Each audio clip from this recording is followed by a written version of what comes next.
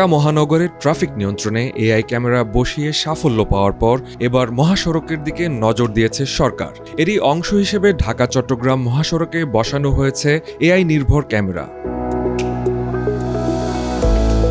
18 August নারায়ণগঞ্জের সোনারগাঁওয়ে মেঘনাঘাটে highway police command and control monitoring সেন্টারে অটোফাইন সিস্টেম কার্যক্রমের উদ্বোধন করেন স্বরাষ্ট্রমন্ত্রী সালাউদ্দিন আহমদ।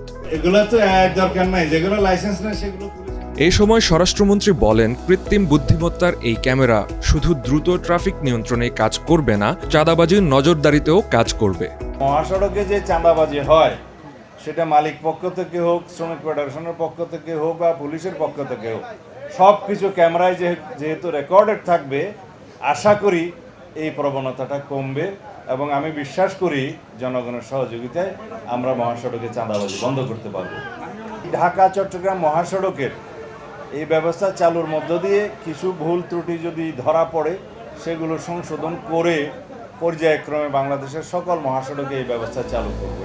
মন্ত্রী জানান, এই প্রযুক্তির ব্যবহারে গাড়ির নিরাপত্তা ও ট্রাফিক শৃঙ্খলা নিশ্চিতকরণ, দুর্ঘটনা কমানো এবং ট্রাফিক আইন লঙ্ঘনকারীদের বিরুদ্ধে দ্রুত ও কার্যকর ব্যবস্থা গ্রহণ করা সহজ হবে। এই মহাসড়কে 490টি পিলারে ক্যামেরা, অটোমেটিক ক্যামেরা এবং এআই জেনারেটেড ফাইন সিস্টেমের আমরা ইন্ট্রোডিউস করেছি। এই এআই ক্যামেরা উল্টো পথে চলাচল, গাড়ি চালানো অবস্থায় মোবাইল ফোনের ব্যবহারও শনাক্ত করতে পারবে।